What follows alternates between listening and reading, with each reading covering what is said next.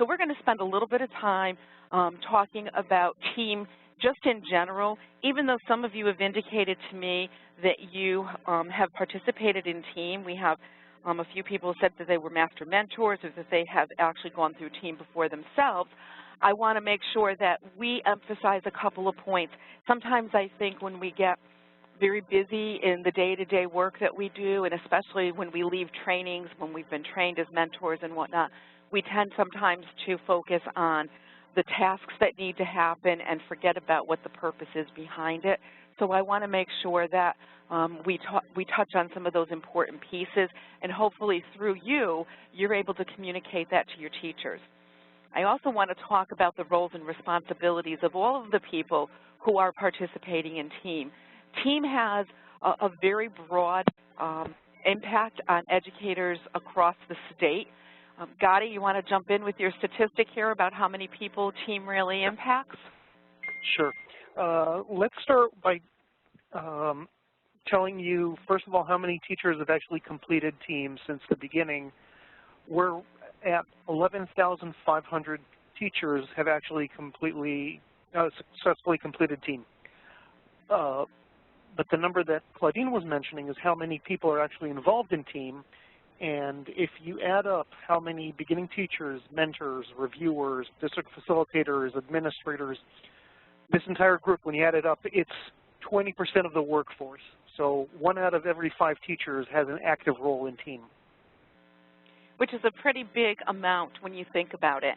And you as the district facilitator are really that liaison in between all of those different people, and all of the responsibilities that people are responsible for come to you. So as the district facilitator, particularly if you're brand new in this role, we think it's critically important for you to know who is responsible for doing what are their specific roles that they have, and I really want to spend a little bit of time talking about the administrator's role. We know from a lot of research that administrators are the instructional leaders in the building, and they are the key to helping teachers feel as though they have the support in their schools and their buildings. We look at teachers who leave the profession after 3 to 5 years, and the #1 reason they cite for leaving the profession generally is because they did not feel the support from administration and they didn't feel it from their colleagues.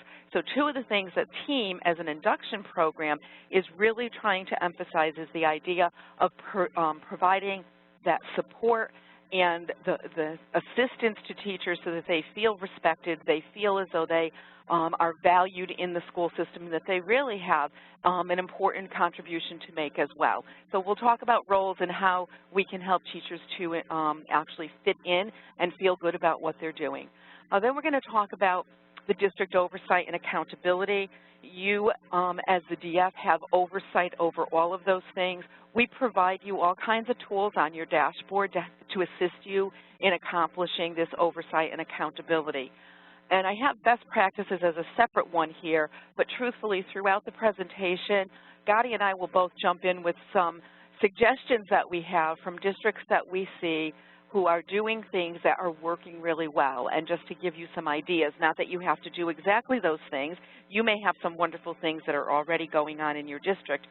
Just before we started, Gotti was talking with Melissa from Waterbury, and I'm really interested in the way that they have a co-DF role here, and they're splitting up elementary and the upper grade. So there's a lot of wonderful things that are going on in our state, and it's great to hear about what other people are doing and perhaps to get some ideas and suggestions. So we will jump into some of those as we're going through. Anybody have any questions on our agenda?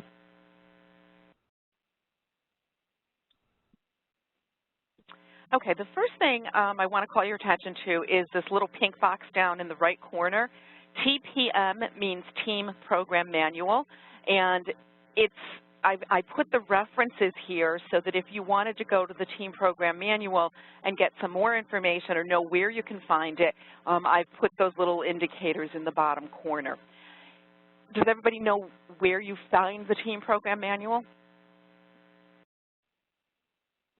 Isn't it, there's a link on the website. There is, and actually you don't even need to log in. It's on the main ctteam.org website under module resources. and we updated it significantly this year. We tried to organize it a little bit more and structure it. It really, in many ways, our presentation today follows the order of the team program manual, because we wanted to talk about what roles people had and kind of remind people what they should be doing in team. So again, if you have questions on any of those things, you can always contact us. So let's talk about why we even have an induction program in the first place. Connecticut has always had, for many, many, many years, a program to induct our early teachers, our early career teachers into the profession. I'm sure many of you have heard of or remember the days of the BEST program. The BEST program, contrary to what happened in our state and when it was actually sunsetted, the BEST program was a very highly recognized program. In fact, earlier today I was just reading an article that referenced it again. It still continues to be referenced as one of the highest, most important induction programs that was ever instituted. We think when we redesigned the team program, we kept a lot of what was good about the BEST program, but we think we've also improved upon it. So our goal is always about supporting beginning teachers. We know that when teachers enter the classroom, they're transitioning from that preparation that they had in college classes to a real classroom where suddenly they're on their own, and it's sometimes very frightening for them. It's exciting at the same time. They're probably filled with all kinds of emotions. By providing them with that support and giving them the resources and the tools for where they need to go to access information, we will help to ease that transition into their professional practice. We realize that teachers leave the profession all too frequently. So what is it that we can do? And team, again, is focused around how do we make teachers feel as though they really have something positive to contribute, make them feel as though they're part of the learning community within the district, and give them an opportunity to grow in that profession. We want teachers to really focus also on their own skill. And I think probably the highlight of our team program is that it really truly is built on the idea of professional learning as an ongoing, continuous opportunity to improve practice. In 2015, the Connecticut State Board of Education adopted our standards for professional learning. Team, however, came into play long before those standards were adopted. And yet, if you look at team truly is built on all of those standards. It truly is about a teacher's ability to identify areas where they need to grow, where they can improve their practice, and then actually identify how they're going to improve their practice, what is the professional learning that they need in order to do that, where will they access it, and then certainly have an opportunity to use it in the classroom. So it's very relevant. It's about what they're doing day to day in that classroom. I think when I hear teachers talk about how difficult it was to do team because it was something else they had to do on top of everything else, I worry that they missed the whole purpose of what team was really intended to do. And I think if you can help the teachers that are working in your schools and districts to understand that team really is about their professional learning, and that team should be about how do they make those connections to the students that they're teaching every day and to the day-to-day work that they need to do, team should be helping to enhance that practice. It shouldn't be something that's outside and beyond.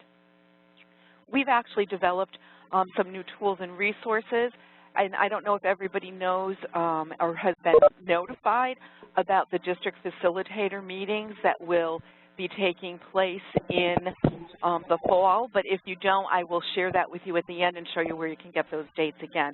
But at the district facilitator meeting this fall, we're planning to roll out this new resource that you can then bring back to your district, and you can either do a training yourselves or identify somebody in your mentors or some teacher who's very strong and perhaps share some of that responsibility in the training. But the training is helping our teachers to understand how team connects to teacher evaluation and professional learning, that all of those pieces should be working together, and there's ways that you can leverage your work in evaluation, to improve team, and the way you can even leverage team to help you to improve your skills to reach the goals that you set for the year. So that's something to look forward to that's coming. Any questions about that? No. Okay, thank you. So the other thing we really want to emphasize for our beginning teachers is their professional responsibilities. Not just the professional responsibilities that they have every day to their students, but what about professional responsibilities to their colleagues, to the building that they teach in, the communities they teach in, to families.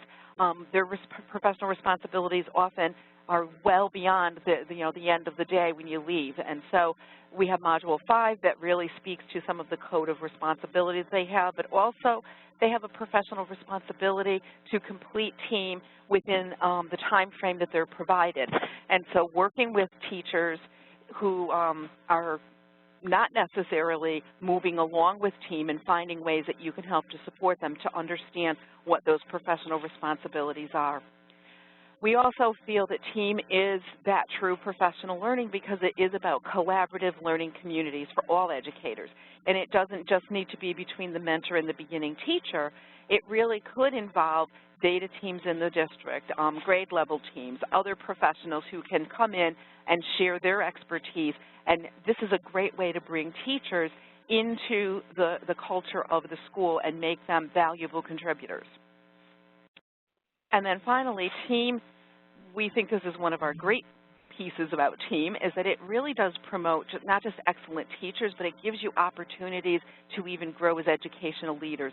In some instances, we have seen, in many instances, I should say, we have seen teachers who went through team. I have one team graduate, we call her, who has been coming with me to talk to future students at universities.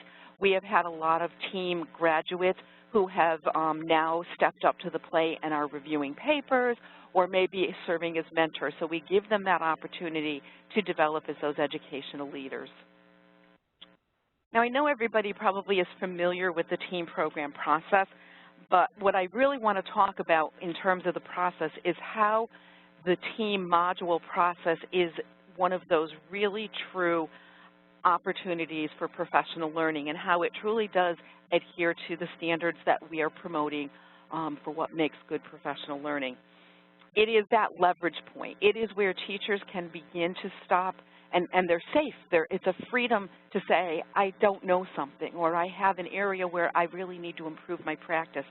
I think educators come into the classroom thinking that they're supposed to know everything and feel a little bit reluctant in some cases to admit that they don't know something. They're fearful they may lose their job or somebody may, call them out on something. And I think we have to let them understand that it's okay that they don't know everything. They're not expected to. They're expected to have certain skills when they step into the classroom, but we know that those skills need to be refined and built upon throughout the course of their career. So this is an opportunity for them to really dig deep into where their strengths are and where their areas of growth may be. So it's an opportunity for them to strengthen and refine that day-to-day performance. They get an opportunity to think about what is a need that I have to grow. And we really encourage teachers to think about all of the places where they can get information to help them identify that need.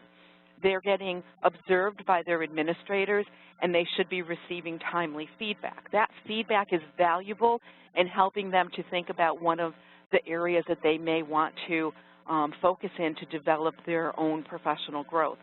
They are also setting goals for the year, student learning goals. So how can they use those goals, break them down, and think about what are some of the key areas that they might need to focus on in order to help them to achieve those goals that they've set. Step 2 is really about developing that professional learning, but it's not learning where they're being told you have to go sit in a professional development activity and then you come back and you do nothing with it. This is really true professional learning. This is the opportunity for the teacher to say, I need to do these things, and I've identified some really good resources, and perhaps the administrator, and this is where we're talking about administrators taking a more active role as instructional leaders, but perhaps the administrator could also offer some additional professional learning resources that he or she might have available. This is also an opportunity for the mentor to identify other colleagues who may be helpful in the process. We need to work together as a community of learners, and so as the teacher's developing that professional learning, there's lots of resources that can help to teach that, it sounds funny, teach the teacher, but to help improve that teacher and so that the teacher can learn and apply that learning in step 3 in the classroom. And this is where the learning becomes so relevant. I'm not only talking about my own students, but I'm trying it out with my students. It's my practice. I am able to, as a teacher, to make decisions about what's working, what's not working. I can go back and I can say this didn't work with my mentor and then figure out how do I fix that. Maybe I need to do some additional learning and I can try something else out. And I go back and I try it again and then document all of that in the reflection paper. So I cannot emphasize enough how important it is at this point to really drive home the idea for our teachers that what they're doing through the team process is developing habit of mind, that their career as an educator is really about becoming a lifelong learner. Now you know that the modules are divided up into 5 modules. I'm going to just put them all up here quickly, just get them on the screen. The modules align with our Connecticut Common Core of Teaching, and so the Connecticut Common Core of Teaching really articulates the standards that we expect our preparation, our universities to prepare students according to. We expect teachers to come into the classroom ready to teach based on those standards. We have rubrics that have been designed that measure those standards in evaluation models. Every district in the state is required to submit an evaluation plan to the State Department of Education. And in that plan, whether they're using the state rubrics or not, they must have a rubric that is aligned to the Common Core of Teaching. So those standards truly articulate what we expect teachers to know and be able to do in order to be effective teachers. We also align the modules to those standards, and the 5 modules, and I get nervous sometimes because we number the modules. There are 6 standards, but we have 5 modules. So I try not to make it a one-to-one correspondence, but in this slide, you'll see I did say Module 1 ties to Domain 2 of the Common Core of Teaching.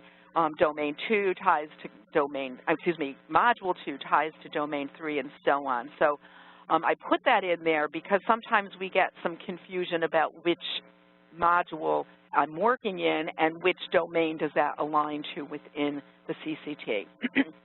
This is why I also say that the information and feedback that teachers are getting from their administrators in their from their observations, again, aligns very closely to the modules. So it's valuable information that they could use to make decisions about where they're going to focus their professional learning. Now, Module 5 is different, and for those of you that are new district facilitators, you're going to have the responsibility in your district to facilitate the conversations around the ethical and moral dilemmas that are provided in Module 5.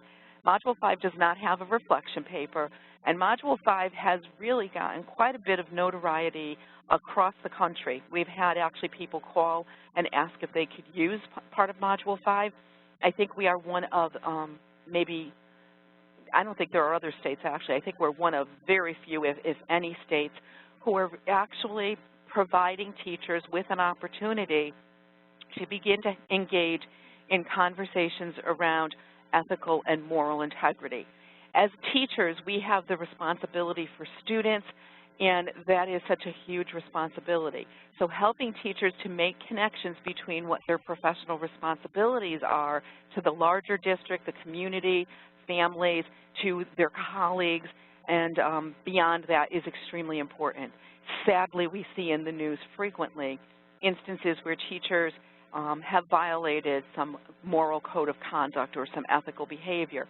So we want to have these conversations early on with teachers so that we talk to them about what could be positive or not positive outcomes from some of the choices that they make related to the ethical and moral dilemmas that we present them. Our resources are all available for you as a district facilitator on your dashboard, and I'm going to actually show you your dashboard before we end today, so I'll show you where to find those. The resources include multiple scenarios, and the scenarios really are designed in a way that they're not necessarily a clear right and wrong answer. They're designed to actually spark that conversation, which is why it's so important to have the facilitated conversation. We also find a lot of districts are requiring not only their beginning teachers, but even their veteran teachers to engage in the Module 5 facilitated conversation. Any questions on Module 5? No. No. Okay, thanks. And notice your team program manual, page 3, you'll find some additional information. Okay, just very quickly, and I threw this in here and then I thought afterwards it doesn't really fit, but just very quickly. This is just to give you a sense, if you're not a reviewer for reflection papers, and actually it only shows 2 of our criteria, but this is the review criteria and what the form looks like that reviewers are using when they look at a teacher's paper. So teachers are expected to develop new learning, and they have to do both of these things. All of the criteria is available on the website, and you can download that and take a look at it. But it's really about how do you develop the new learning and what specifically did the teacher learn about his or her own practice. So we're looking for teachers to not just write us, sort of a college research paper that, quotes these wonderful resources, but it's about that application to themselves. And again, that's where the professional learning comes from. Impact on practice. How do they try this out in their classroom, and what are some real specific examples of what they're doing differently? And as a result of that, and it's the 3rd criteria you don't see, what are those outcomes for their students, positive outcomes? So just to give you a good idea about the feedback, and you can certainly pull up the others. Module 2 is on planning, and I just want to point out for those of you, especially that are new district facilitators, the planning module tends to be the module that we see most of our teachers struggle with, and that probably is an area where you could provide them some additional support as well. The criteria for planning is a different set of criteria. It's still development of new learning, impact on practice and students. However, planning is about the future. So it's about what am I thinking about in terms of getting ready for delivering my instruction. So it talks about things that I anticipate that are going to happen as opposed to things that actually did happen. And we see teachers have a hard time stepping outside of the instruction and thinking about what comes before that in terms of planning. So let's talk about the roles, key roles and responsibilities, so that you understand what everybody is supposed to be doing, and if you need some assistance, who you may be able to turn to for some help. Superintendent obviously is at the top of the list because the superintendent has the most responsibility. Even though the superintendent tends to do very little in terms of actually the role that he or she plays in team, the most important thing that the DF does is that the superintendent does is appoint you a DF every year, because you are the liaison for the superintendent. You are the person who is going to ensure that all of the team requirements are being met according to the way they're written in the guidelines and the Connecticut state law. So your role is sort of to be able to tell the superintendent that, yes, these things are happening, and the superintendent can depend on you to make sure that things are happening. The other important thing that the superintendent needs to do, and again, this is to ensure that there's that check and balance system. Superintendent has appointed the DF. The DF is making sure things are happening, but now that the end of a teacher's team module completion, all of the modules are done, and the DF, the superintendent needs to now sign off on and verify that, in fact, the teacher has done everything. So this is where the superintendent may check in with you to make sure that that did, in fact, happen. Or if you do know of a teacher who is not making the progress that needs to be made, might be somewhere where you're going to take some preemptive action to make sure that you can help that teacher and make sure the superintendent is aware, particularly if you're getting teachers that are about to lose their certification because they have not completed team requirements by their date that they need to get it done. So really important that you do keep the superintendent informed about what's going on and that you are monitoring how teachers are progressing through their modules. The superintendent will get notifications. I believe it's sent out every Monday, and it appears in an email. You as the DF will also see on your dashboard, on your team dashboard, a pending sign-off message. So that it's a notification to you that the superintendent has been notified and is now expected to verify. What happens for teachers when the superintendent does not verify is it holds up their ability to move their certification. So teachers who have completed team may have already applied for their provisional certification. They're just waiting for the completion of team results to be verified by the superintendent.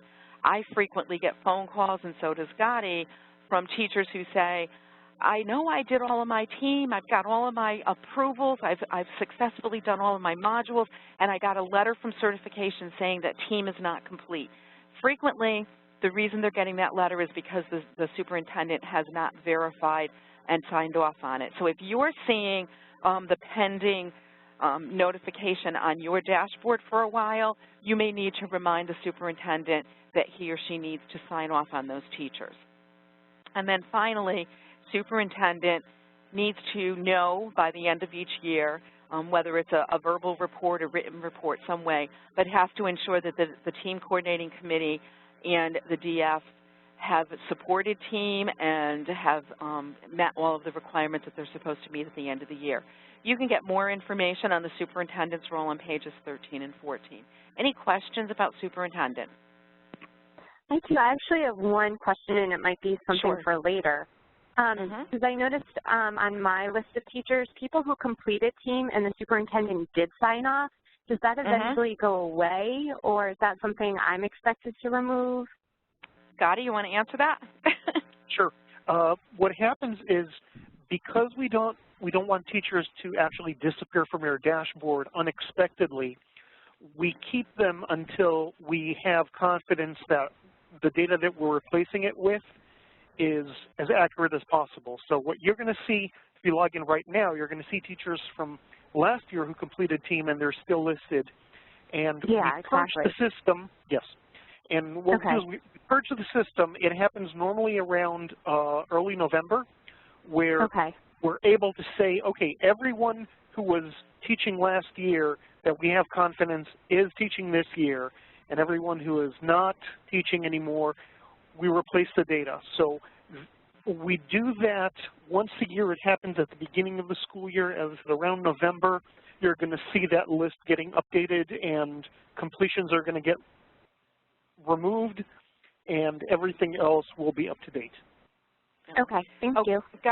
Gotti, just correct me if I'm wrong here. Occasionally, if the district did not remove a teacher from their staff, their file in the EDS system, the teacher may still show up in their dashboard. Am I correct about that? Well, not entirely, because what happens is EDS works a little differently than ED 163 used to work. So there is actually no data carryover in EDS. If you look at EDS data the moment it opens in the summer, there are no teachers in it at all. Right now, I believe we have about 8,000 teachers in EDS. I know that quite a few districts haven't updated their data yet. So would that work the same way for resignations as well? During the year, no. Not during the year, though. Okay. Right. Only the new when we do that replacement, that's when you're going to see the resignations come off. And the number that I'm seeing right now in the system is there's 10,000 assignments that have been entered into EDS. Okay. Wow. Okay. If you have any questions, Gotti, I'm sorry. Just one second. That corresponds to 8,500 teachers. So 8,500 teachers have been entered into EDS. So if you do have any questions about data that's showing up in your dashboard that you're not sure why it's there, you can always pick up the phone and give Gotti a call. He's more than happy to answer. He's the data guy. He's more than happy to answer those questions. Anybody else? Thanks, Gotti. Welcome. And we keep forgetting I put this emphasis in here just to remind everybody. Okay, so let's talk about you, the district facilitators. It looks really simple when we look at this slide because it just says, okay, well, you're going to be the liaison and you're the lead of the team coordinating committee. However, that is a lot of responsibility. I just want to point out to you, first of all, that everybody is required by law to have a team coordinating committee. The team coordinating committee is required to have a 3-year plan. And so if you do not know what your district's 3-year plan is, again, as the district facilitator, I will show you after, but you can find that on your dashboard.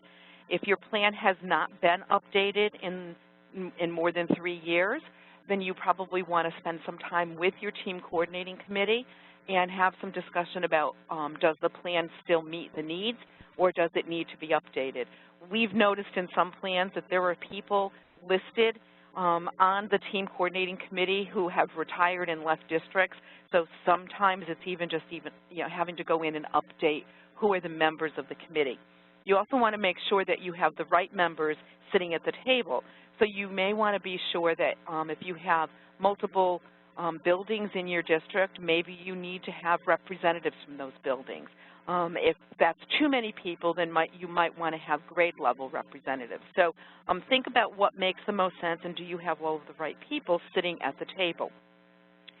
The TCC is the group that establishes what the district plan is based on the law, based on the guidelines, but the district facilitator becomes that liaison between us here at the Department of Education, between the district, your beginning teachers, your mentors, your superintendent, the administrators, all of those people in helping to make sure that everything is being implemented. So this is just the statement and the legislation that requires the forming of the TCC. And you'll notice it says their job is to oversee, plan, implement, and monitor the district's team program under the direction of you as a district facilitator. I want to just also suggest, because the role is so big and there is so much to do, and depending upon the size of your district, the job may be extremely large for you to tackle, you may want to think about who is on your team coordinating committee that can take on different parts of the responsibilities and then come back to, the whole committee and report out on it. So I think, in ways that districts can identify how their team coordinating committee can take a role based on what they're responsible for, we're finding those districts are finding it much easier to implement team and to accomplish and ensure that things are happening. This is just what's required. The minimum is just 4 certified employees, including somebody from a mentor, an administrator, and a union representative. But that's just minimum. So again, who are the people that should be there? Do you have the right people sitting at that table? I also want to suggest that you think about, I've been emphasizing from the beginning of our webinar this afternoon. I hear somebody there. Sorry, it's our loudspeaker, sorry. Oh, if you could just mute your phone, that would be great. I thought I could.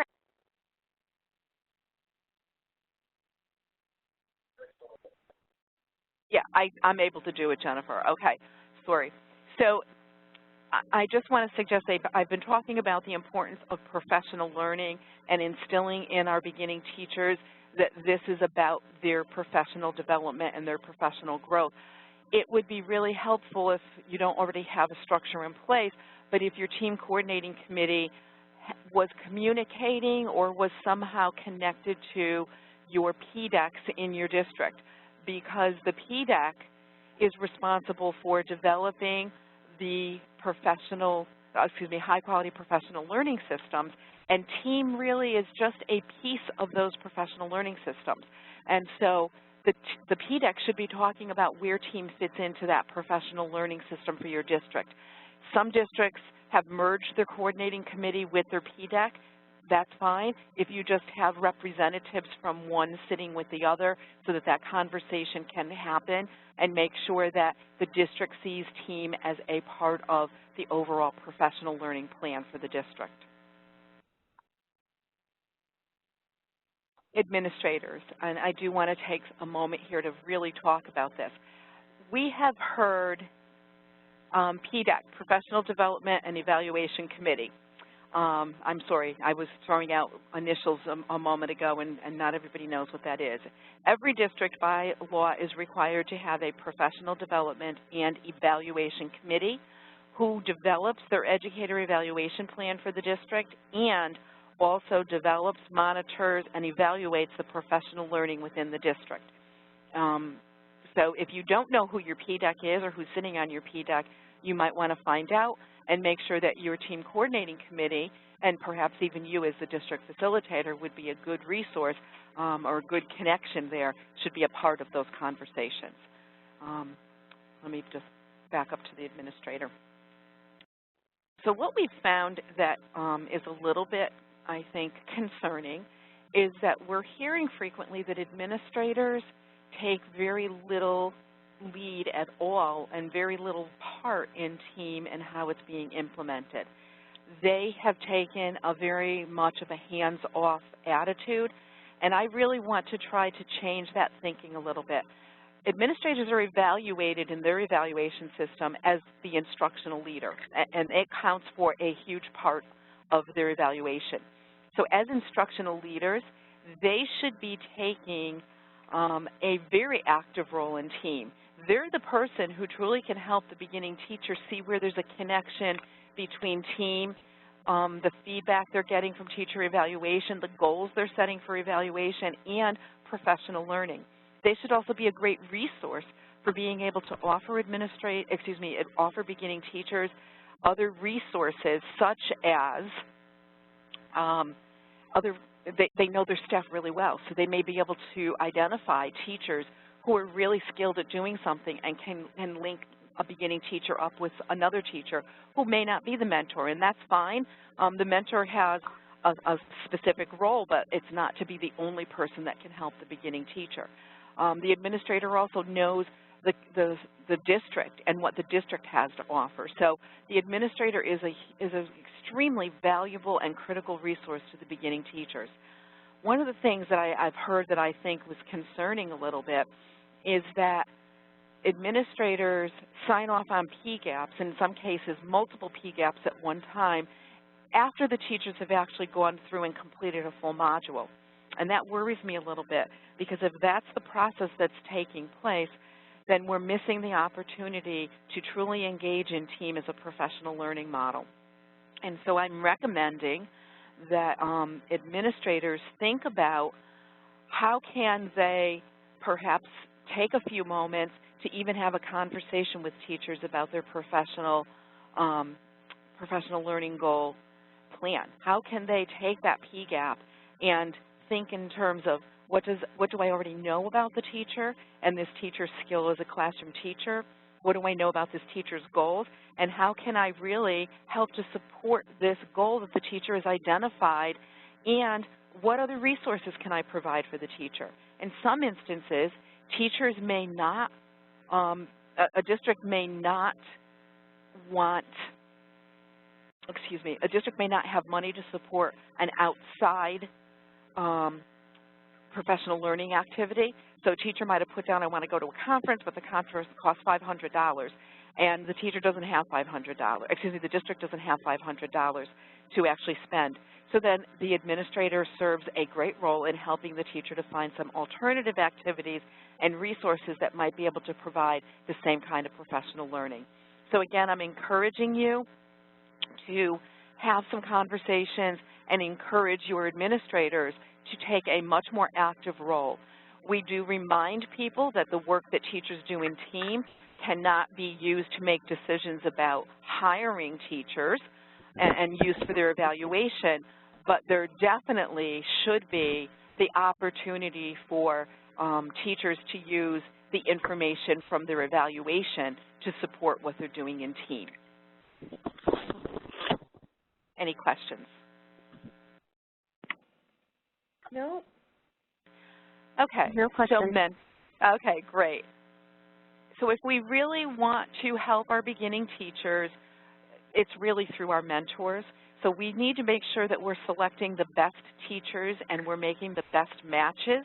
So you need to think about how does your district go about assigning mentors to your beginning teachers. Is that a role that you'll be taking as a district facilitator, or is that a role that an administrator is taking?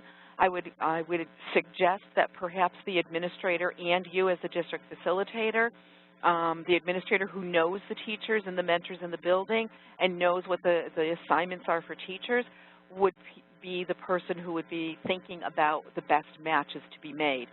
Matches based on content area, grade level, even matches that are made on cultural, racial, ethnical backgrounds are really the kinds of matches that help to support and excel teachers in their ability to do their job and become effective. If you're not able to match teachers based on all of those criteria, then which criteria can you find that will provide the best match?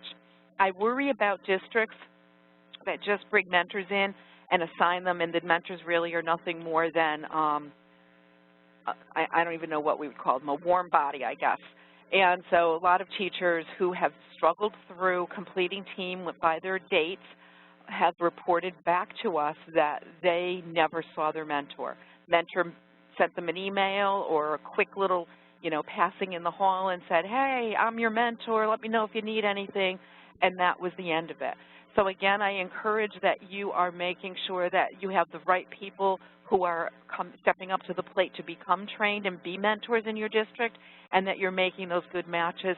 And if the mentor is going to be able to provide guidance to the beginning teacher throughout not just 1 year, but 2 and 3 years, then we need to make sure that that's a mentor that's committed to doing that. And you as the DF should be monitoring how those matches are going. It's an opportunity for you to gauge whether or not the match is working. And there's tools that you have available, and we'll talk a little bit more about that in a little bit.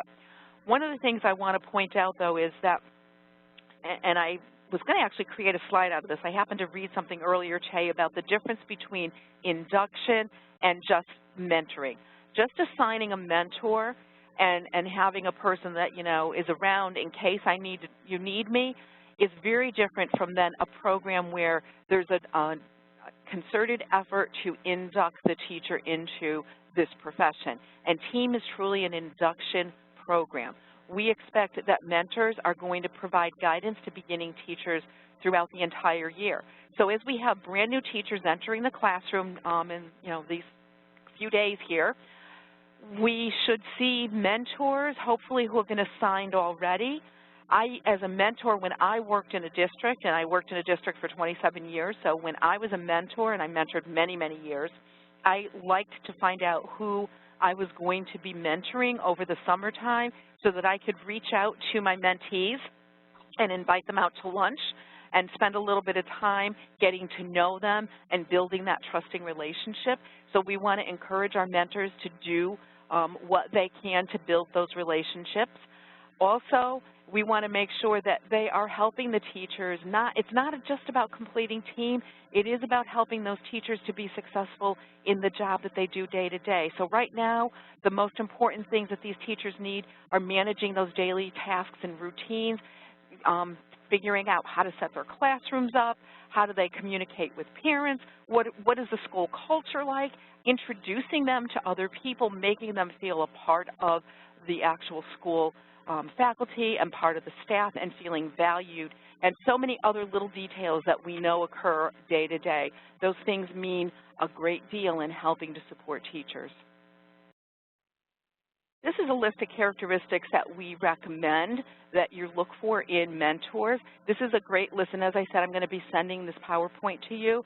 So this is a great list for you to look at when you're sitting with your team, your TCC, and talking with them about, do we have a plan for how we identify and recruit and select mentors that we're using, and do we have a way to look at all of these things?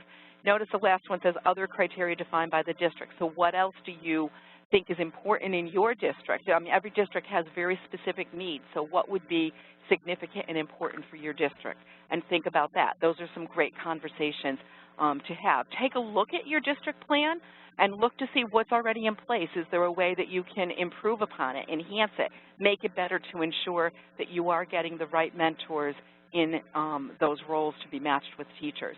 As the district facilitator, and I will show you this on your dashboard in a little while also, if you're not the person who's making the actual match, so you're not deciding which beginning teacher will work with which mentor, you do need to know who is going to be mentoring which beginning teacher, because you have the responsibility to go on electronically and make the electronic match.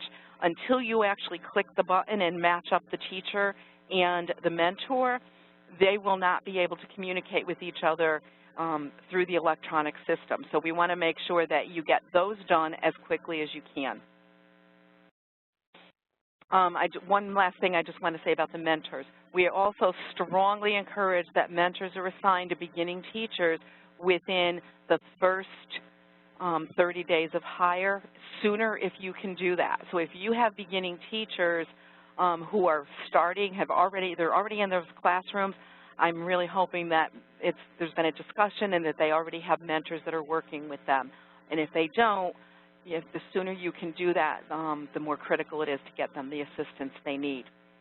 So at this point, I'm going to turn it over to Gadi, who's going to talk to you about how do we know which teachers actually participate in team, and what conditions need to be in place, and what do you need to know as a district facilitator. So Gadi? Sure. Okay, so participation in team is determined by 3 criteria. One of them is the certificate type, the other one is the assignment, and the last one is the duration. Let's start with the certification requirements. Not every type of certificate is required to participate in team. The only certificates that are required to participate in team are the initial type. There's actually 4 specific initial certificates that they're the ones that listed that in order to advance to the provisional level, you have to participate in team. So that's the first part of that requirement. The second part is the actual endorsement. Now, not all endorsements are required to go through the 5-module process. Some of them only require 2 modules.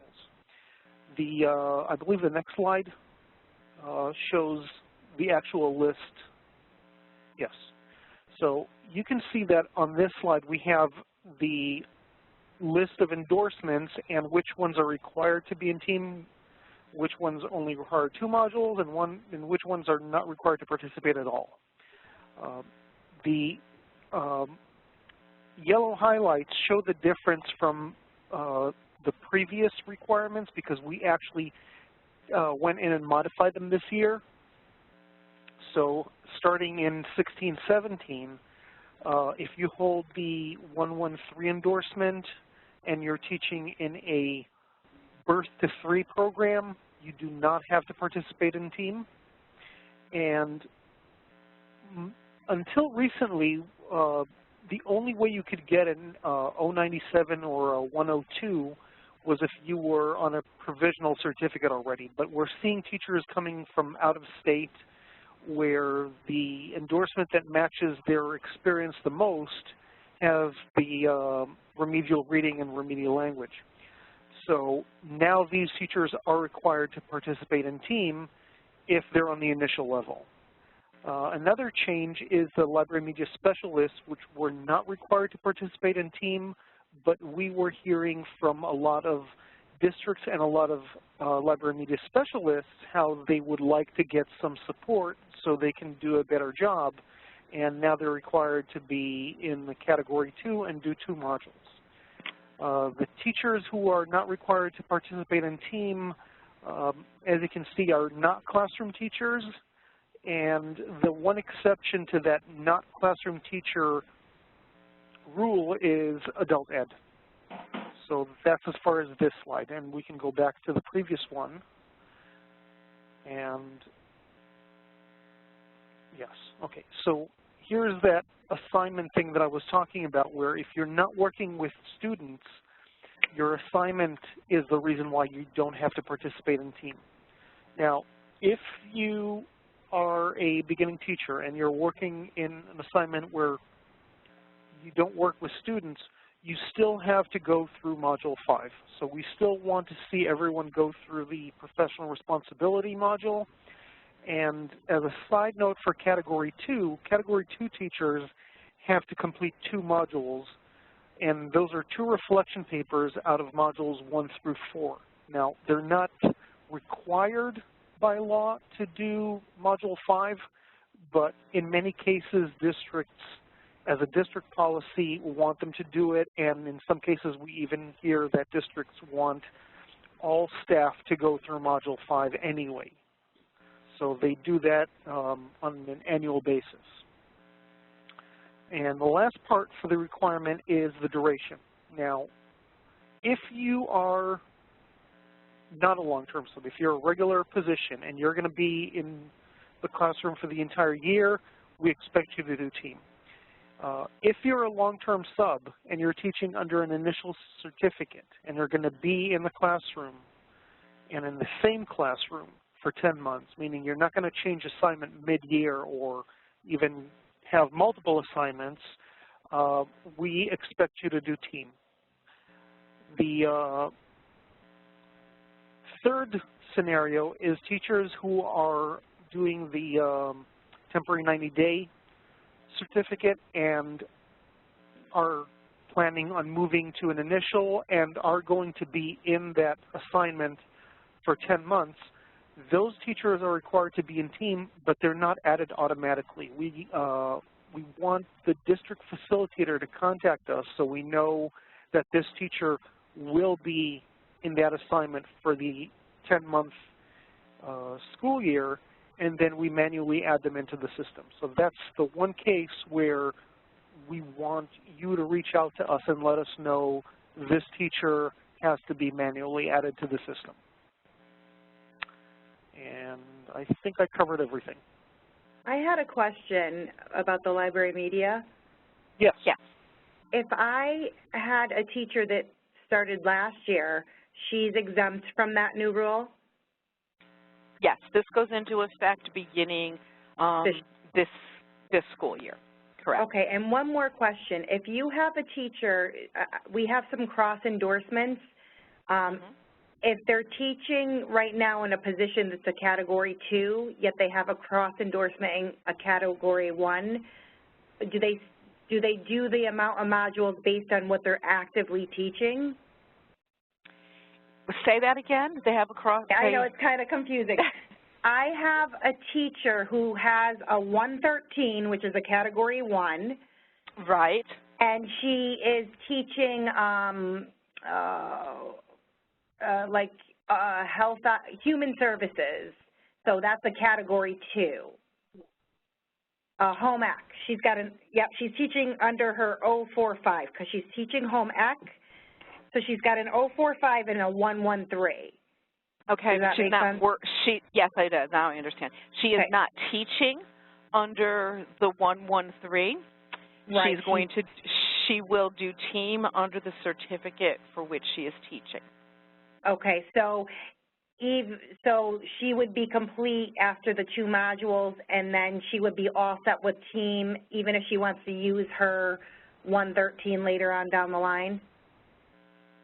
Theoretically, yes, but they're not a cross endorsement. So if she has an initial certificate in the birth to 3, in the 113, and she gets a job working for that under that certificate, the fact that she taught home ec does not give her the experience that she needs, so she would then have to do team for the 113. Okay. Right. Thank you. But it's a little complicated when she had sent me an email and I'm like, I said, let's wait and see what they put you under when you get on the dashboard. And it's what she's actually, so that's where, so if we go back to that other screen that Gotti was talking about, it really has to do with this assignment. So she has the initial educator certificate, but what is the endorsement that she has, and what is her assignment. So the system is going to compare her certificate, her endorsement code with the assignment she has and determine where she's going to be. So in her case, it'll say, okay, she has an initial educator certificate, her endorsement code is the 145, and her assignment is a home ec position, so therefore she's going to be in Category 2 and must complete 2 modules. Okay, thank you. Thank God our system does all of that for us, because otherwise I think we would probably be driving ourselves crazy. Right. Yeah.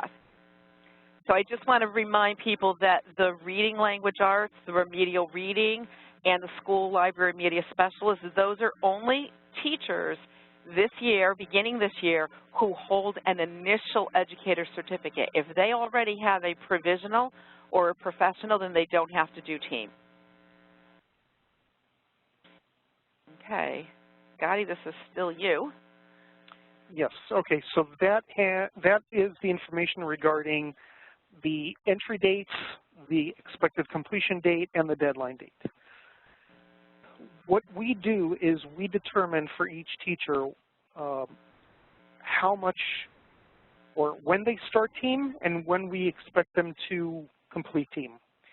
The dates are generated by our system, and they're based on the first time that we see the teacher in a case where all 3 of the criteria match. So they hold an initial, they're in an assignment that matches their certification, and the duration is 10 months. So once all of these criteria meet, the first time that we see that happen, we generate their entry date. And if they are a 5-module teacher, they have to complete within 3 years. Now, that's the deadline date. That's the drop dead. If they didn't complete team by that point, they actually failed out of team, and they need to go through the intervening study process. What we do is we show them a date that's the expected completion date, which is 2 years after the entry date. That's what they see on their dashboard, and that is what we expect them to complete all 5 modules by. Now, there is, of course, situations where teachers have an illness or have a gap in employment or anything that would cause them not to meet that 2-year deadline, but they can still get to the 3rd year. So that 3rd year is built into the program just to cover those things like a couple of months off for maternity leave or anything like that.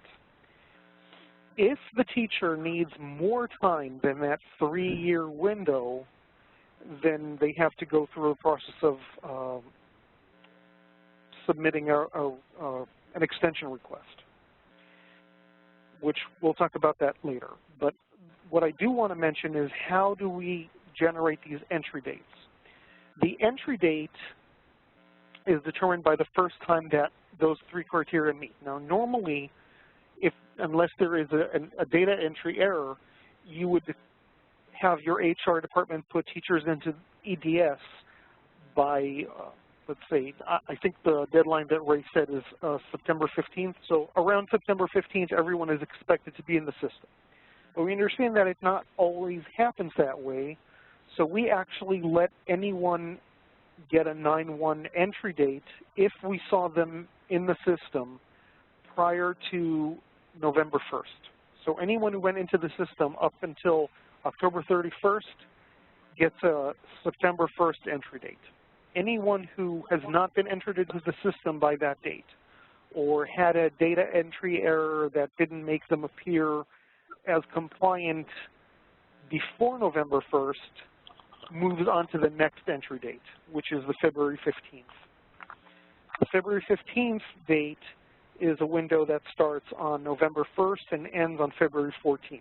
Anyone who appears in the system because they're a late hire or had a data entry error or anything like that, but they appear in the system in that window will get the February 15th entry date.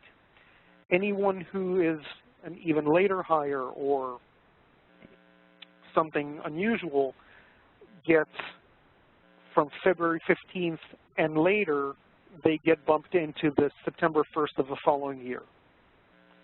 That's how the entry dates are calculated, and the deadlines are 3 years from that. The next slide talks about the Category 2 teachers. Hold on for 1 minute, Gotti. Does anybody have any questions, or do you understand? There's a lot of dates, and I just want to make sure everybody understands. Yep, got it. Yep, got it. Okay. What's helpful about this slide, and it's not, you will find the same chart on page 8 in the team program manual. What's really helpful about this slide is when you get teachers that are hired later in the year and you're not sure where do they begin, where do they end, this is a nice, quick, easy reference tool for you, so you know that all your new teachers that you have now that are beginning today, September 1, this is their entry date. And we expect that they're going to be completed in 2 years, 2018, with that third year as an option if they need it. And then if they come later in the year, you know where they're going to fall in. Okay. One more thing that I want to mention is the fact that the state provides stipends for mentoring for 2 years only for the Category 1 teachers. So if you have a teacher who needs that third year, first of all, you have to realize that there is not going to be any money, but you may want to address the payment amount when the payment report comes up, which is something that we process every year and determine how much money goes to the mentor. You may want to save some money based on how many hours of mentoring the mentor actually provided. But we will talk about that extensively when we get closer to the payment report time of the year, which is around March. Okay, so regarding this slide, it's the same thing, it's just that the Category 2 teachers, their drop-dead date is 2 years, and they're expected to complete their 2 modules within 1 year. So the same windows apply, and the same dates are used. So it's always September 1st and February 15th. And I think we're ready for the next slide. Okay. That's you. Okay. So the way the reflection papers are reviewed is we have 2 options. One of them is what we call the regional, which actually is statewide, and the other one is the in-district. The regional review is all the papers that are submitted go into one queue for the entire state, and a reviewer goes in and pulls up the oldest paper that's sitting in the queue that matches the grade level that they're certified to review or trained to review.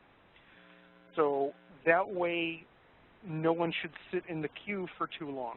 So that's the way the regional works. Now, one more thing about the regional is that there's a safety mechanism in there that prevents reviewers from pulling papers from their district.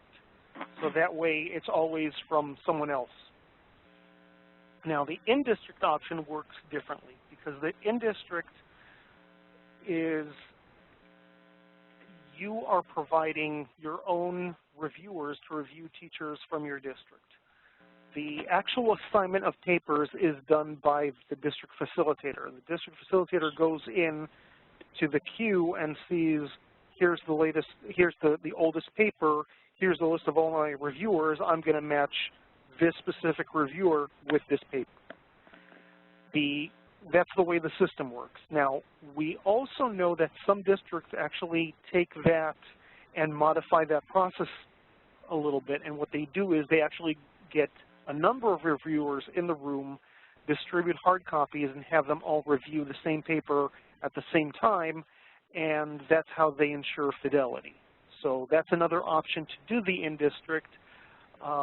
It seems like the in-district is a little bit more labor-intensive, but some districts actually like that option because it gives them better control.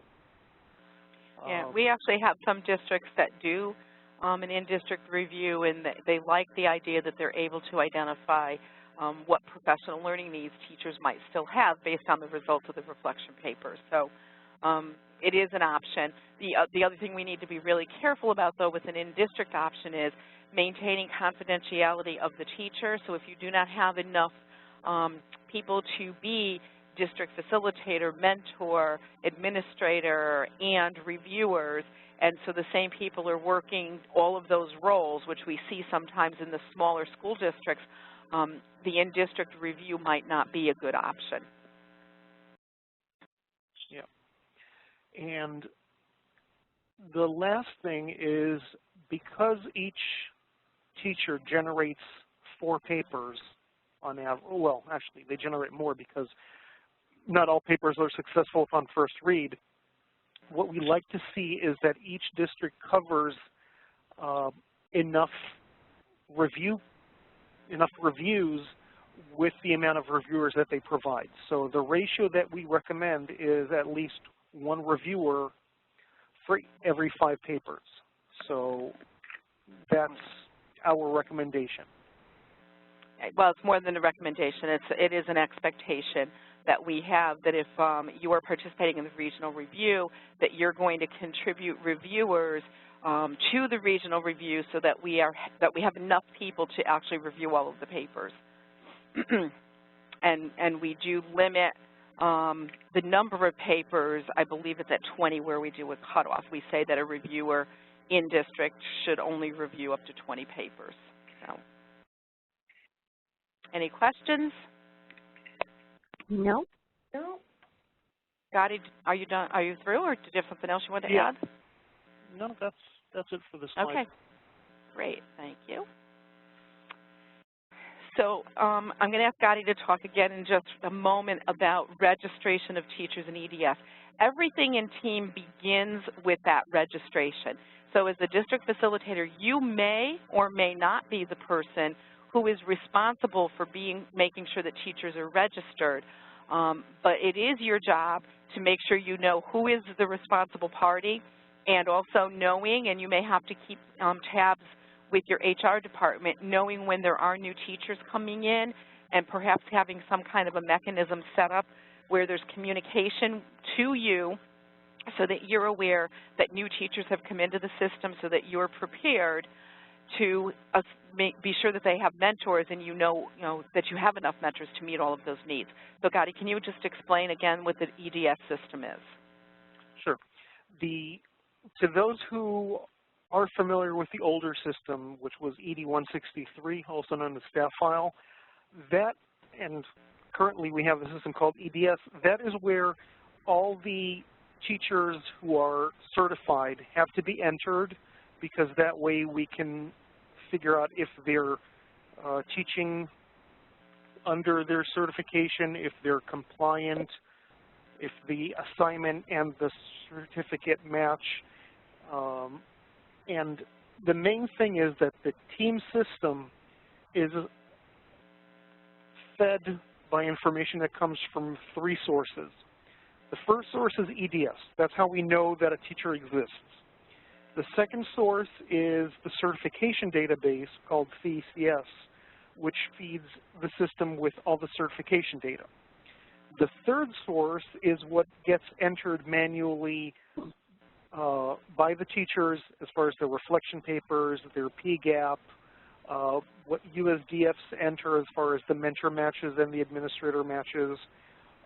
Those 3 things go into the system. Now, if one of those sources is not up to date, we're going to have an issue. Now, the data that comes from CCS, you don't have to worry about that. That is something that is done automatically. The data that comes from EDS is transferred automatically as well, but it can only be transferred if it exists. So if your HR department is not current on the data entry and have not entered certain teachers into the system, you may not see them in the TEAM system until that happens. So the #1 question that I get asked is, okay, I have a new teacher that I know is in the classroom, but they're not appearing on my dashboard. What's going on? My automatic response is, has HR entered that teacher into EDS? And 9 times out of 10, or even 99 times out of 100, that's the issue. The teacher has not been entered into EDS, or there has been a data entry error in how they were entered. So teacher was entered, but the assignment information was incomplete, or the teacher was entered with the wrong assignment, or the teacher hasn't been entered at all. When one of those things happens, you will not see your teachers. So before you even pick up the phone and ask me what's going on, you probably want to reach out to HR and verify that they updated the system. Claudine, do you want to talk about the assignment? Yes. Okay. Yes. So again, I just wanted to talk about that program oversight. So you need to figure out how do you as a district facilitator ensure that you know who your teachers are that are coming into the system that are required to do team, and how are those mentors being assigned, and you really want to try to make sure that within 30 days of their hire that a mentor is assigned, preferably less than 30 days, but 30 days is really what we consider to be, if you go beyond that, it's considered to be way beyond the time that a mentor should be assigned. So really important that you're doing this and having some mechanisms in place to be able to do that. The completion of the Mentor the Beginning Teacher meeting log.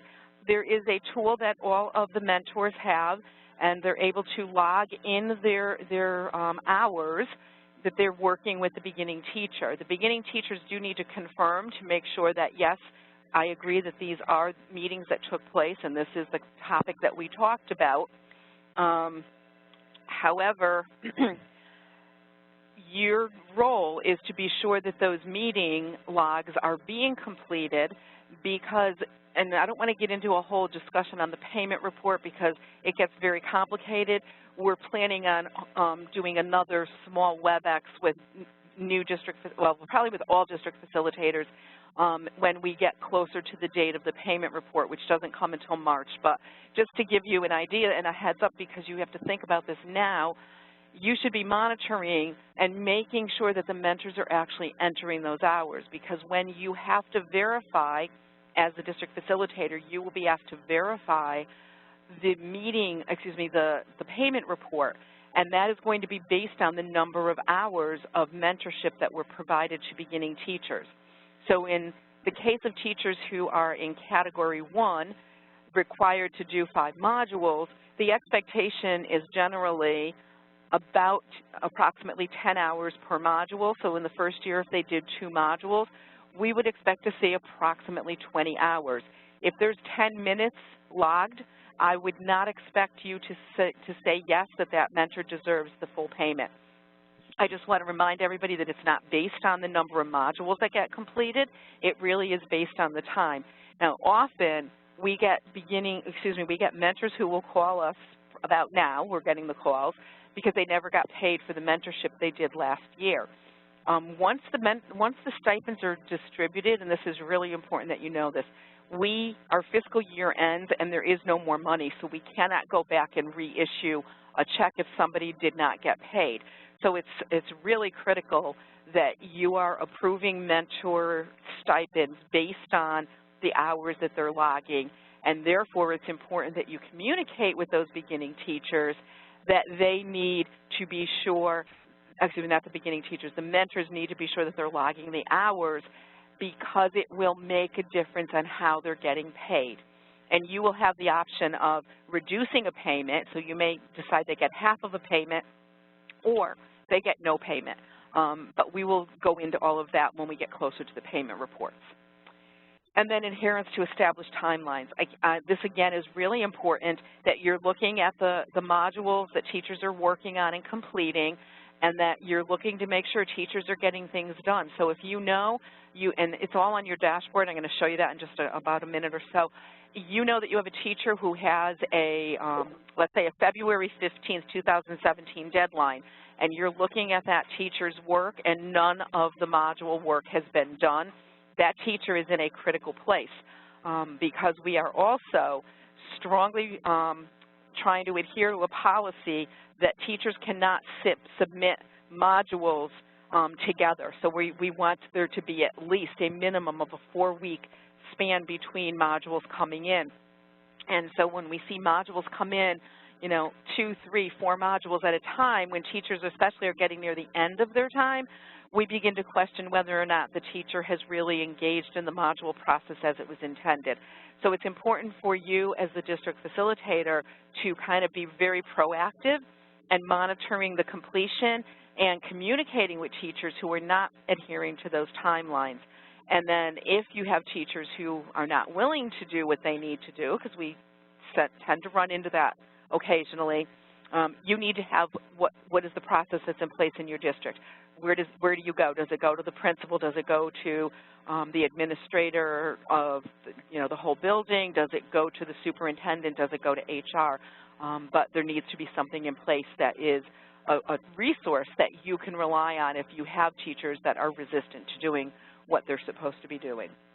Any questions on any of this? No. Okay. No questions. Okay. As far as timelines go, and I don't want to get into a long discussion about extensions, but I just want to point out that because we give teachers, and I'm going to talk about Category 1, so if teachers have 5 modules to do in Category 1, we give teachers a full 3 years to complete their modules. We have built in that extra year buffer in case they have to be out for a period of time, they got sick, they had a family, a death in the family, and they took time off. I mean, we've really built in a lot of extra time for them. If at the end of, if they're in their 3rd year and they have not completed team because they just didn't do what they were supposed to do, they're sort of in a very difficult position. They're likely to end up with not being able to move their certification and no longer being able to renew it, and therefore not able to teach in Connecticut. However, if you have a teacher who has had multiple extenuating circumstances, and the key here is documentation. Can it be documented?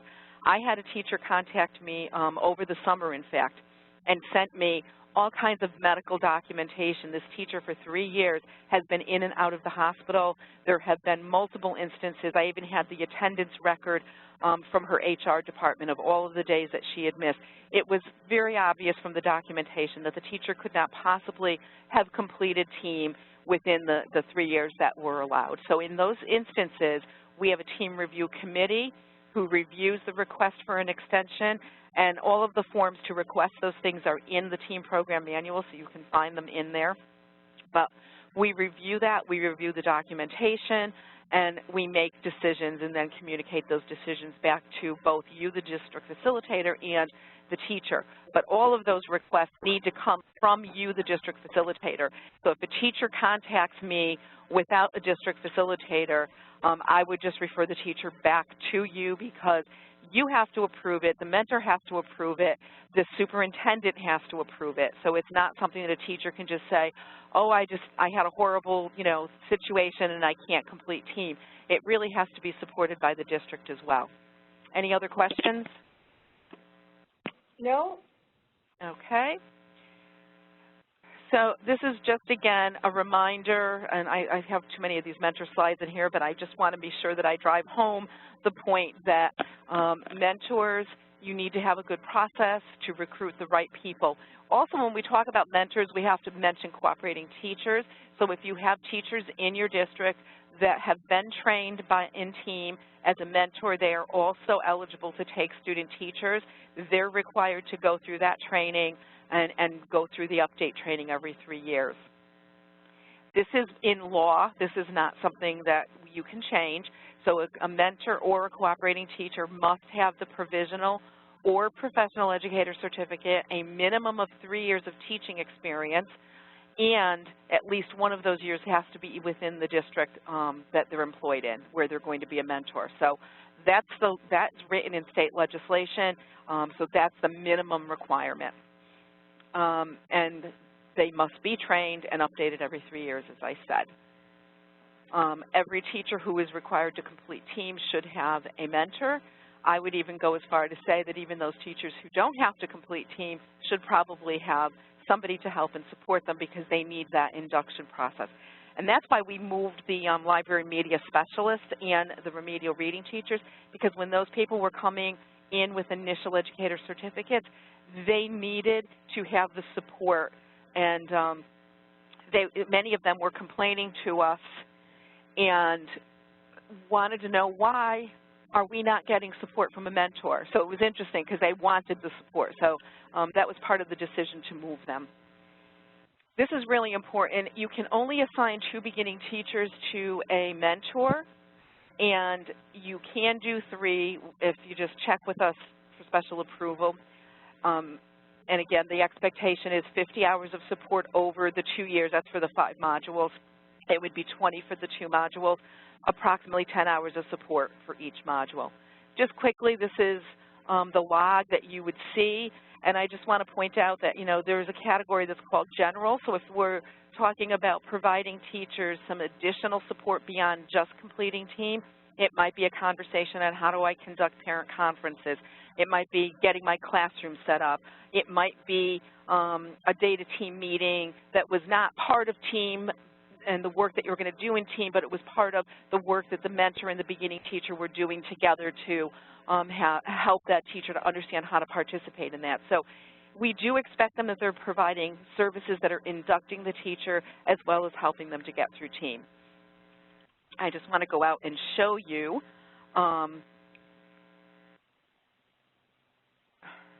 I need to get back to my login. Just give me a moment. I want to show you what some of the tools and resources are that are available to you on your website. So this is a district facilitator dashboard. If you don't have a district facilitator dashboard yet, you do need to contact us and let us know, because we want to make sure that you have been officially appointed and that you are able to access all of the tools and resources. So the first thing that's really important for you are your quick links, and you've got your mentor matches. So all of the mentors who are eligible to mentor in your district will be listed here. It takes a while to open these. There we go. So you would have them listed, and then you would have your beginning teachers, and in this case, you see the mentors are already made. I'm trying to see if I have one. Okay, so one that's not done here needs to assign a mentor, and when you open that up, it would provide you with a list of all of the mentors that are available in the district to mentor that teacher. The administrator match, same thing. You're going to look at the administrators, and you're going to match the beginning teachers. Monitoring is where you really get, you know, this is a huge district, so there's a lot of information here. You can tell down here that this particular teacher has completed 3 modules because they're blue. Instruction and assessment are still not done. If you hover over any of these little boxes will give you some information so that you know. So if I go to the instruction, whoops, I'm sorry, got to go this way. Nothing has happened in instruction. And if I go to assessment, nothing has happened there. If I look over here, the first number here is how many hours of mentoring were entered this year. This number is, this one's a better one to show you. This one is the total of mentoring hours that have been provided total. So this is just in this year, tells you the last time. So each of these lines is a mentor log, and you can actually click on one and open it up. So you have a lot of tools here to help you to monitor what you're doing in your, monitor the beginning teachers and their role here. You also, if you're in a district that has multiple schools such as this, you have that drop-down menu so you can find your teachers in just one particular school. Dates, entry, expected completion dates, every single one of your beginning teachers, you will know the entry date, the expected date of completion, and the deadline so that you will be able to keep track of all of that. So you have your district mentors. You have a list here. You can check to see when their training was last updated. Payment reports we don't need to worry about right now. The meeting log summaries are in here. You have, so it says none pending here. Yesterday when I opened this for somebody, it said that there was 1 pending. You will see here if there's a need for a sign-off from the superintendent. You also have reviewers in your district, and you can monitor what they're doing. You can monitor how many of them have been trained and updated, and if you want them to continue, you have the ability to let them continue to do that. In order for them to actually continue, they need to complete the online annual update training, but they cannot go in and complete that training unless you give them a special code to enter. And so if you don't want somebody to continue to be a reviewer, then you don't give them the code, and you can explain to them that they're not needed this year. Anyways, this meeting activity was something that we did earlier last year, and it may be on your dashboard. It's information about your district, so you could take a look at it. If your teachers don't know what their EIN numbers are when they're signing up, you can actually look up EIN numbers. Other users in the district, you can take a look at who's using it. Here's your district support plan. You can view it and print it, and you can actually edit it. And then the green, and it's on everybody's dashboard, is where they would sign up for any training, for mentor training and for reviewer training. Now, if you haven't received messages and you need to go back or you missed a message somewhere, we archive all of the messages. So if you take a look at this very first one that I sent on August 3rd, this one actually includes all of the dates of the fall DF meetings. All of the meetings, it's one meeting per RESC. They begin September 26th at EastCon, and they run from 9 to 12. So if you're not sure, they're in that update. Where did I need to go here? I lost my home page. And then finally, you have district facilitator resources. So everything you need is in the resources. So you've got your program manual here as well, the program guidelines, commonly asked questions and answers. The team orientation PowerPoint is in here. This year I've provided the PowerPoint with notes and things that you could use with your teacher. Every teacher that starts in your district is required to receive a registration letter. The templates for the letters are here. This first one is for teachers who are completing Module 5, and this one is for teachers who, excuse me, not Module 5, for teachers who are in Category 1 that complete 5 modules, and this one is for teachers in Category 2 that have only 2 modules to complete. There's some hints on editing your plan, and then everything you need down here to help you to facilitate your Module 5 conversations are located here. Any questions on any of that? I have a question. Yes? You can go ahead. Oh, okay, thanks. All right, the first one was for the admin match. Now, we always have a lot of changes here in Waterbury. Now, when I give the directions to the new administrator, they can just log on. That has nothing to do with that EDS. If it's a new role, they could just sign on as a principal to approve PGAPs, and they should be all set. Gotti, can you answer? Do you want me to answer? Okay. Yes. Everyone has to be an EDS. Okay. Now, if they're an existing user, if they have already been, if they already created an account in the system, because accounts are not created automatically. You have to go in and create an account if you've never been in the system. But if you're an existing user, then it's not a problem. They can go in and work with their teachers. If they're new to the district, they have to be an EDS first. Okay.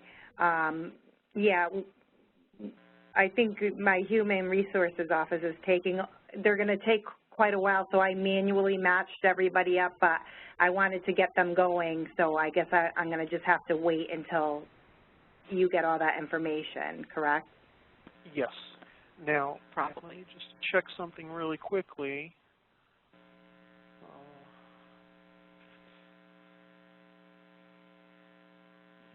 Yes, your district has not entered anyone yet. Okay, yeah, I've been emailing them for several weeks, but they, the last email I got, they said, oh, well, we have until September 15th, so. But I did manually match. We got the letters out to all of them, but they're just really anxious to get on now. So I'm kind of trying to remind them just to hold off until all the information's in the system. Right. And I would recommend, and so this is a great question that you're bringing up right now, I would recommend that you let your beginning teachers know they do not need to start team, I would say, until the end of October. Right now, the focus really should be on getting them acclimated, yes, building those trusting relationships, helping them to get, things set up and to learn the routines and everything else they need to do. Also, even if you have your second-year teachers that are coming back and want to get started and work on team, what they really should be focusing on right now, as well as your first-year teachers, is everybody has to do their goals for the year, so you've got those goal-setting conferences that are taking place. So all of those things, the mentor can be helping the beginning teacher to think about those and help the beginning teacher to get all of those things in order. And then in October, after everybody's done with their goals and everything is set, now it's a really good time, and that's probably a good time to even have a meeting with your beginning teachers and perhaps bring the mentors together with them and talk about now is the time we're going to get started, and you might want to do a little overview of team at that point. Okay, thank you. And just one more question. Yep. If I need to clean up my paper reviewers and my mentor list, which I do I talk to Gotti about that at some point? Yes. Gotti? Yeah. Yep. All right, thank you. Okay. That was my question, too. When I was going through the district mentors, there are a number of people listed who retired even like 5 years ago, so that our list needs to be cleaned up. So, Gotti, I contact you about that. Yes, and we're going to get to that slide soon, but the best way to reach me is via email. Okay. So if you, because that way also there's no issues with spelling or EINs or anything like that. You just put everything in the email, and I'm always on top of my email. Okay, so I would just like be sending you the list of the people to be deleted? Yep. I just want to make sure I'm understanding. Okay. All right. Yeah, just because I went through the list and I thought, wow, these people don't work here anymore, but okay. Yeah, that happens. Just quickly, if you look at your screen, I just wanted to point out, somebody reminded me, and I have to let you know, if you don't know the codes, because teachers need the codes to register for initial training for either to become mentors or to become reviewers, and then they need codes if they're going to do the update training.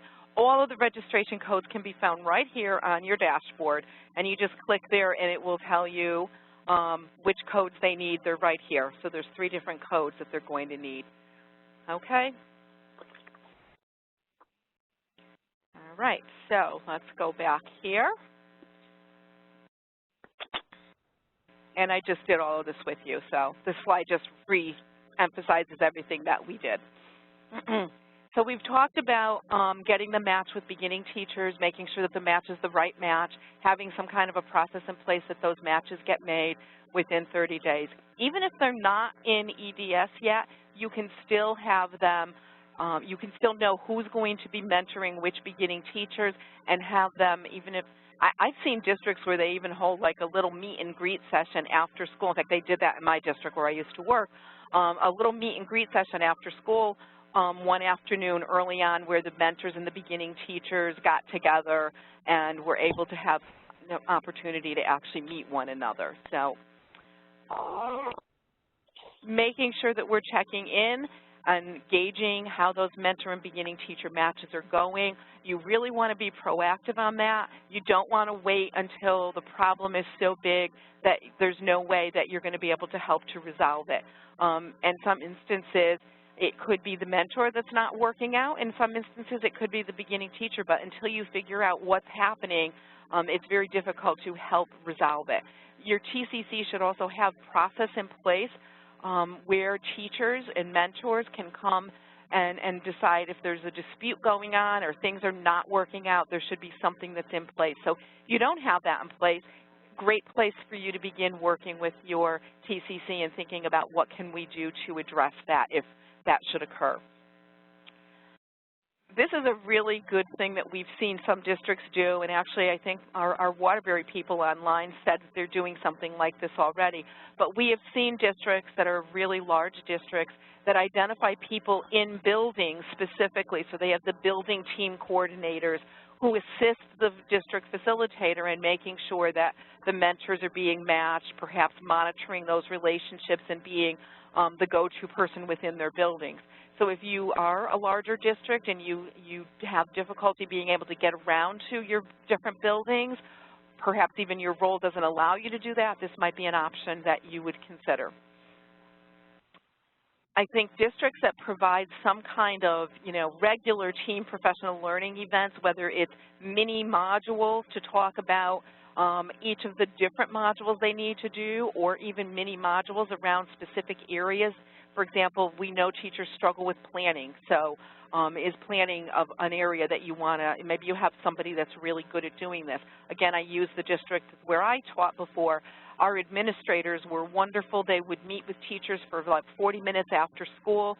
We had these regularly scheduled professional learning events, and different administrators would take different topics, and they would present, and they were really great presenters. I really enjoyed watching their sessions. But as the mentor, I would go with my beginning teacher, because then we could talk about it afterwards and help the beginning teacher to maybe turn something they learned in that session into a practice that they might engage in. Again, it would be helpful if you had a calendar of events and topics, what needed to be discussed. You can even poll your teachers to find out what do they need, what do they want to talk about. You might want to think about partnering up with another district if you don't have enough people in your own district to do this. It's amazing sometimes what you can find out from other districts and learn from one another. I think one of my biggest griefs as a mentor when I was working in a district was that there was nothing to support me. All of my teachers had a lot of supports in place, but I didn't have the supports. So consider how you might be able to provide some additional supports to build your mentors and their skill and their ability. They need ongoing professional learning just as much as our beginning teachers. We have the established deadlines for team when teachers need to complete everything, but we have seen districts that have established the specific deadlines that they want modules done and which modules, and those districts have never had a teacher that did not complete team within their required timeline. So again, I suggest that you think about how you might structure that. Again, it's something that the TCC can talk about if you don't have something ready. And you could use your building coordinators to monitor some of those. We hear constantly that, and I think I said this before, that districts love Module 5, and they have not just the teachers who are required to participate, but they have all their new teachers. In fact, they even have all of their staff, even on a yearly basis, participate in those conversations. This year, nothing is new in Module 5. Next year, we will be adding some additional scenarios. We have a huge focus in our office on cultural competence, so you're going to be hearing a lot about that coming, and there'll be some scenarios probably around that as well. Here's our contact information, and I reiterate what Gotti said. Our emails probably are the best way to get us. Often, like, for example, while I'm doing this webinar with you, my light's flashing over there because my phone rang like about 10 times, but if you email me, it is a much faster way to get to me. Shannon Maramone is our director. She really oversees all of us in the team program. And if you have, bigger questions, usually Gotti and I can answer your questions, but Shannon can also answer bigger policy things if necessary. I just wanted you to know that she also is participating in this. Michael Mahoney is kind of the go-to person if you're having any problems with the technology. So if for something is not happening, for example, on your dashboard's not working correctly, you can't find something, Michael Mahoney is probably the person that can answer the question. Any of your data questions, Gotti would be the person. You also have your local RESCs that can provide some assistance to you. One of the things that happened this year is the structure behind how team is organized has shifted to the Department of Education, where the RESCs were taking a bigger lead role before. Unfortunately, due to the financial situation that we are in the state, budgets have been cut down significantly. So we had to take a lot more responsibility and really are facilitating team from within the state. We want to make sure, one of the reasons we're holding this webinar today is we want to make sure that you in your districts don't feel any real impact of that. And if you need your RESCs people to come out and give you some assistance, you can certainly still contact them. They can answer your questions. They have some time built in to provide some supports, but I do want you to know that if you're looking for training within your district, there may be a cost involved. So I would say contact your RESC people, and they can give you some information about how that works. And then finally, I just wanted to say thank you. I made the slide. We have to see the thank you slide. So I just want to remind you that I will be sending you an email with a link to, it's like a 5-minute survey. I promise you it's not really long. And one of the final questions does ask if you would like some additional individual. If you have questions you want to ask, just give me your information. I'd be more than happy to reach out and contact you. Gadi and I are here, and we will be more than happy to support you and to give you whatever assistance you need throughout the year. So please do not hesitate to give us a call if you really are in need of any assistance at all. So I thank you for the time, and I did it within 2 hours, so I'm really happy about that. And I will also attach the PowerPoint when I send you the feedback. Oh, great. Anybody have anything else that you're interested in? No. Before we get off. No. Okay. Great. All right. Thank you very much. Thank you. You are very welcome. Cindy, if you want to hang on, I can answer your questions.